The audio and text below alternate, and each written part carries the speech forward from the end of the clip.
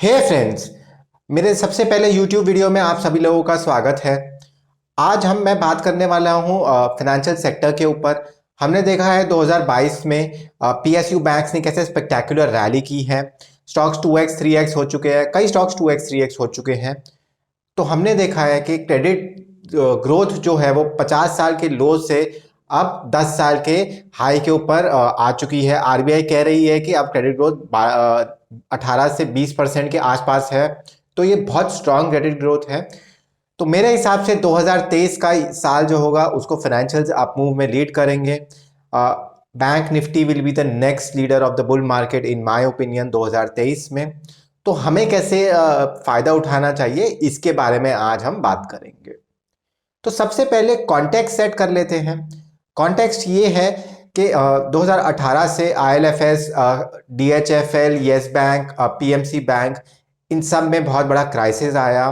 बैंकों ने एक दूसरे को ट्रस्ट करना बिल्कुल बंद कर दिया और इस लैक ऑफ ट्रस्ट की वजह से क्रेडिट ग्रोथ जो है वो 50 साल के लो के ऊपर आ गई है। अभी 50 साल के लो के ऊपर आ गई है। तो इसकी वजह से बहुत प्रॉब्लम्स हो गए थे इकॉनमी में। इकोनॉमी बिल्कुल स्लो डाउन हो गई थी और उसके बाद कोविड-19 का क्राइसिस आया जहां पे बैंकों को ईएमआईज मिलना बंद हो गया, लोगों की जॉब चली गई, तो और भी प्रॉब्लम्स होना शुरू हुई। अब भारत जो है कोविड-19 क्राइसिस से बिल्कुल बाहर निकल गया है। वैक्सीनेशन बहुत सारे हो रहे हैं और इकोनॉमी रोरिंग बैक वापस आ रही है। इसीलिए क्रेडिट डिमांड जो है वो बहुत ज़्यादा स्ट्रांग है। हम 50 साल के लो क्रेडिट ग्रोथ से 10 साल के हाई क्रेडिट ग्रोथ के ऊपर हैं। आरबीआई डेटा ये कहता है कि 18 से 20% का क्रेडिट ग्रोथ हो रहा है अभी। तो मेरे हिसाब से ये क्रेडिट ग्रोथ बहुत स्ट्रांग है। फाइनेंशियल्स जो है वो अब मार्केट को लीड करेगा। तो इसको प्ले कैसे करना है? इसको प्ले करने के चार तरीके हैं। चार टाइप ऑफ लेंडर्स हमारे पास अवेलेबल है। एक लार्ज प्राइवेट सेक्टर बैंक्स, दूसरा स्मॉल प्राइवेट सेक्टर बैंक्स, तीसरा पीएसयू बैंक्स और चौथा एनबीएफसीज। तो इन चारों का अगर आप एक पोर्टफोलियो, फाइनेंशियल पोर्टफोलियो बनाते हैं तो आप बहुत अच्छा कर सकते हैं। तो सबसे पहली बात, लार्ज प्राइवेट सेक्टर बैंक्स के बारे में बात करते हैं। लार्ज प्राइवेट सेक्टर बैंक्स यानी कि Axis, HDFC, ICICI, Kotak, SBI, इन लोगों का बहुत स्ट्रांग फ्रेंचाइज है। इन लोगों का जो डिपॉजिट का कॉस्ट है वो 3-3.5% है, जो कि ना के बराबर होती है। अब ये जो बैंक्स है वो मार्केट शेयर गेन कर रहे हैं लोन्स में भी और डिपॉजिट्स में भी। बहुत स्ट्रांग बिजनेस है इन लोगों का। इसकी वजह से बहुत स्ट्रांग डिमांड है इन सारे स्टॉक्स की। मेरे हिसाब से ये बहुत स्ट्रांग पार्ट है फाइनेंशियल सेक्टर का। यहाँ पे वैल्यूएशंस थोड़े एक्सपेंसिव है, पर किसी भी फाइनेंशियल सेक्टर पोर्टफोलियो के अंदर ये एक लार्ज चंक होना चाहिए आपके पोर्टफोलियो का। तो number one, large private sector banks, business wise बहुत strong, large chunk of the portfolio large private sector banks के अंदर होना चाहिए। Number two, small private sector banks. Small private sector banks के पास इतना स्ट्रांग फ्रेंचाइज नहीं है जितना लार्ज प्राइवेट सेक्टर बैंक्स के पास है। इन लोगों की जो कॉस्ट ऑफ डिपॉजिट्स है वो भी 5-6-7% के आसपास है।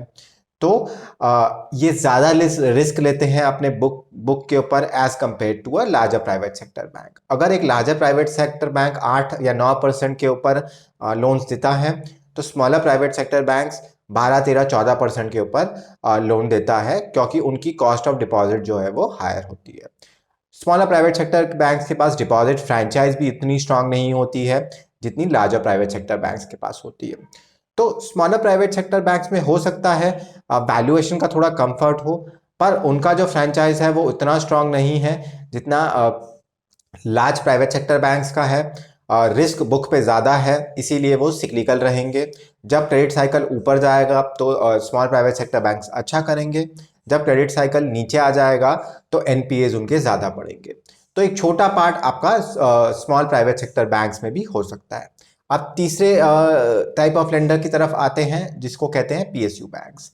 हमने देखा है कि पीएसयू बैंक्स में बहुत बड़ी रैली हो रही है। मार्केट में ये बात फैल रही है कि पीएसयू बैंक्स के अंदर स्ट्रक्चरली कुछ चेंज हो रहा है।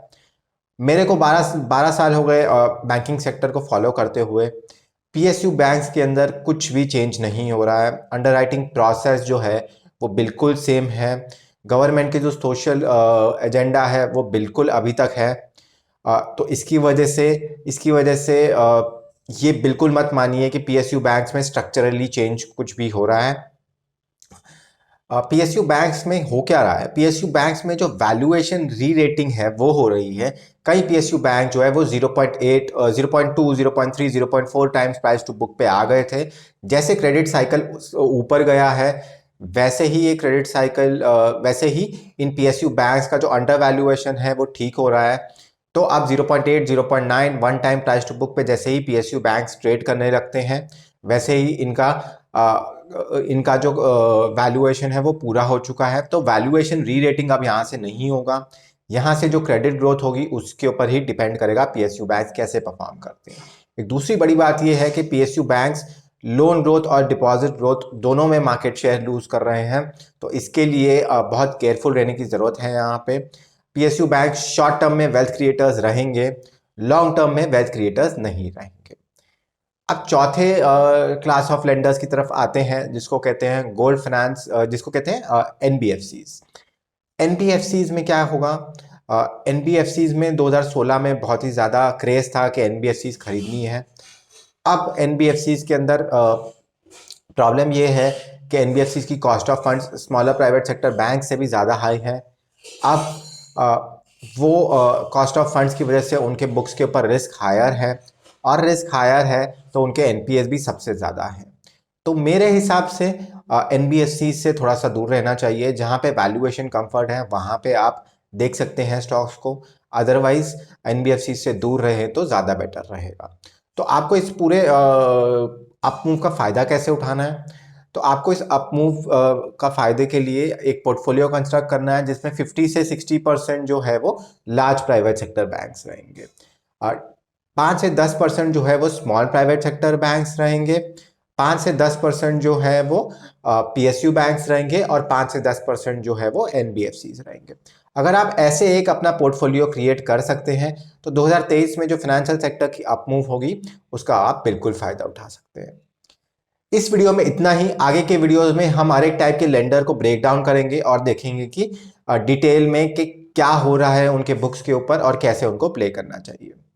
अगर आपको ये वीडियो पसंद आए तो प्लीज़ लाइक कीजिए और सब्सक्राइब कीजिए हमारे चैनल को।